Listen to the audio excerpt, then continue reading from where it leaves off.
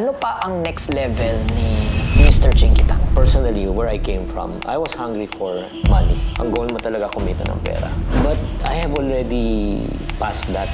Na-realize ko, from being hungry for money, being hungry for success, right now, ang hunger ko is for significance. Pero ang goal ko na talaga is on how can I be able to help other people. Right. The reason why God wants to bless you and me so that we can become a blessing to others. Ultimate goal ko sa buhay is to make ₱1 million a day so that I can give 900,000 away. I see you as very knowledgeable talaga on finance, on investment, and yet majority of your content really is pag-iipon, pagmamanage. Is it by choice that you don't teach much on financial investments? Ano mas maraming tao? Ang taong may pera wala. Yung struggling. Doon ako nang galing. Malambot ang puso ko at saka mababaw ang luha ko talaga para sa mga taong pag nakikita kong nag-iikaos. Makikita mo na sa labas ng TV5, nakapila na yan para kay Tulfo. Maraming nakapila doon na humihingi ng tulong sa kanya. Hindi ko kayang binibigay ni Tulfo, pero kung kaya ko, tulungan sila paano magbago ang kanilang pananaw, magbigyan sila ng panibagong pag-asa.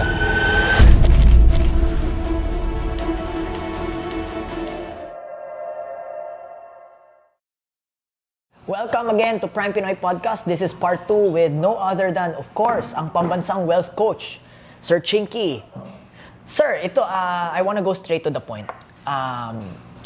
Ano pa ang next level ni Mr. Chinky Tan? You've accomplished a lot already. Ano pang next level? Siguro, siguro before yung next level, I do believe, yung first level muna siguro yung personally, where I came from, I was hungry for money before when I started. Everyone starts from there. Ang goal mo talaga kumita ng pera. And nung kumita ka na ng pera, na-realize mo talaga, hindi na pera yung gusto mo Kasi umabot ka na sa punto na nabibili mo na yung gusto mo, na-afford mo na. Ang next na, you are hungry for success. Right. Gusto mo nang maging matagumpay. Yung parang makilala ka, di ba? O ma-recognize ka, ma-acknowledge ka. But I have already passed that Yung sa success. Parang, kasi ito na-realize ko. Kahit 7 ang bahay mo. Sa gabi, ilang kama ang matutulugan mo? Isa lang. Isa. Hindi ka naman pwedeng magpagising sa gisingin mo every hour para lumipat ako sa ba. Ako, maaga mo makikita si Lord, parati kang puyat. 7 sasakyan mo, ilang sasakyan mo? Isa. Isa rin. Diba? Kaya mo nang kumain ng breakfast, lunch, dinner ng buffet. Pag araw-araw mo ginawa yun. Maaga kang kukunin ni Lord.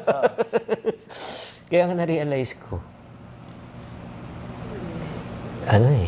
it's not anymore yung paramihan Right. So, from being hungry for money, being hungry for success, right now, ang hunger ko is for significance. Yung parang, ang goal ko na ngayon sa buhay, hindi lang kumita ng pera. Hindi naman sinasabi ko na hindi ko kailangan ng pera, hindi ko gusto ng pera. Di ba? Walang masama kung madagdagan pa. Pero ang goal ko na talaga is on how can I be able to help other people. Right. Kasi I realize this. Siyempre, lahat tayo, we want to be blessed. Right. Of course. But there's a purpose of blessing The reason why God wants to bless you and me so that we can become a blessing to others. Yeah. Tayo ay pinagpala ng Diyos para maging pagpapala sa kapwa. Kaya nga itong parang God willing, ultimate goal ko sa buhay is to make ₱1 million a day. Not sales, net income. Net income. Yes. So that I can give 900,000 away. Wow. Kasi ako, I can live comfortably with 100,000 income A day. Yeah. Oh, that's 3 million a month, di ba? So, yun nandun na ako sa level na yun. Nasa level na ako na yun ang gusto ko na talagang ma-achieve. That's the next already. Another thing, sir. Of course, syempre, nagkausap tayo off-camera. And I see you as very, not just yung what I see online, pero very knowledgeable talaga on finance, on investment. And yet, majority of your content really is pag-iipon, pagmamanage. What is it by choice that you don't teach much on itong magarbo mong financial investments, or what's the psychology behind it? Kasi parang anong mas maraming tao, ang taong may pera o wala? Yung struggling. O mas maraming taong may utang. Mhm. So, at saka yung mga taong may pera na, hindi na nila kailangan ng tulong. Di ba? Yung tulong na sing kailangan ng karamihan ng mga Correct. tao. Oo. So, para sa akin, kahit kaya ko magturo sa mga taong may pera na at saka may kakayanan, mas pinili ko talaga na, Wow. kasi doon ako nanggaling eh. Mhm. Doon ako galing. Kaya malambot ang puso ko at saka mababaw ang luha ko talaga para sa mga taong pag nakikita kong naghihikaos na walang kalaban-laban sa buhay. Mm. Kasi every Sunday may programa ako sa TV5. TV5. So, makikita mo na sa yun, sa labas ng TV5, nakapila na yan para kay Tulfo. Kay Tulfo. Si Tulfo, TV5 Yeah, din yeah. siya eh. So maraming nakapila doon na humihingi ng tulong sa kanya. Shucks. Hindi talagang mangingilid ang luha mo na talagang yung last Sunday talagang caught my talaga na may karamdaman talaga yung taong payat na nandun naghihintay Mm. para mabigyan ng konting tulong. Maraming talagang maraming taong ganun. Mhm. Lalo na ngayon sa pagtaas ng presyo ng bilihin, kahirapan ng buhay. So, gusto ko talagang, hindi ko kayang binibigay ni Tulfo. Pero ang kaya ko is tulungan sila. Paano magbago ang kanilang pananaw, magbigyan sila ng panibagong pag-asa. At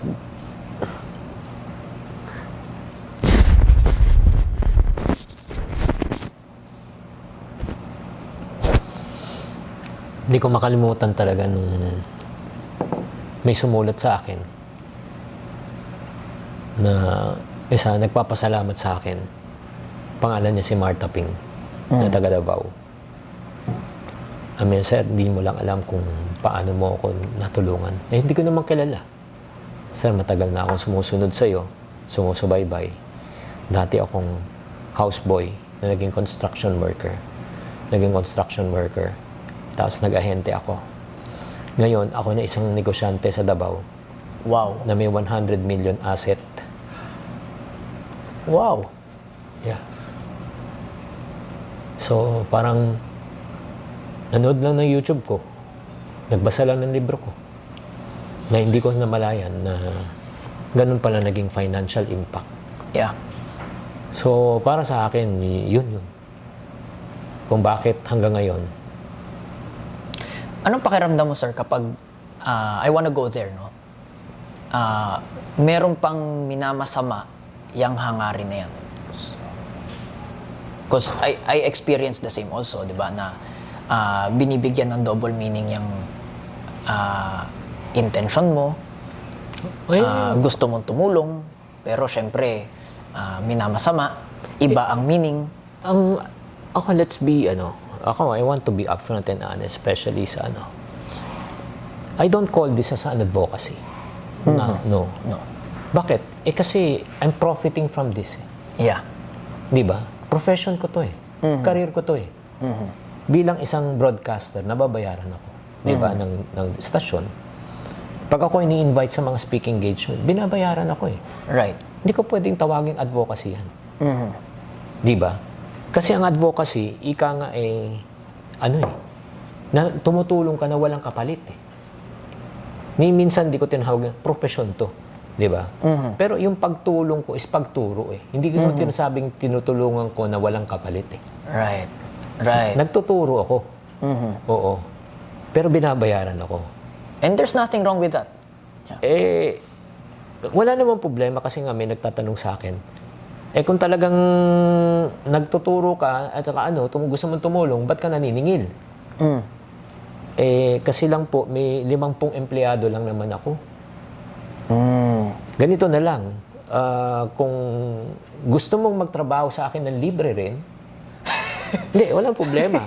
Hindi rin ako maniningil. Hindi, nagigets mo ba? Yeah.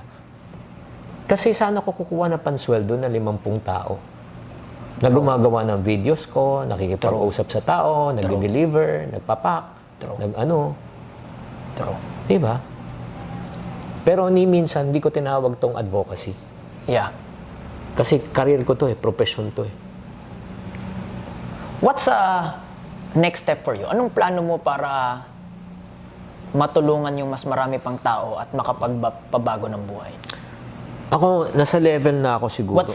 Do you have, are you planning to build a community? Yeah, yun nga, doon na ako papunta Kasi, alam nyo, mga kaiponaryo at mga ka-prime, sa mga taong lalo na nakakilala sa akin matagal na sumusunod, I appreciate you guys na sumusunod sa akin at the same time naniniwala kayo sa yun nga, adhikain ko na maging iponaryo, 'di ba? Magtipid, mag-budget, magnegosyo, mag-invest. Pero hindi ko talaga sila kilala Kilala nila ako, pero hindi ko sila kilala.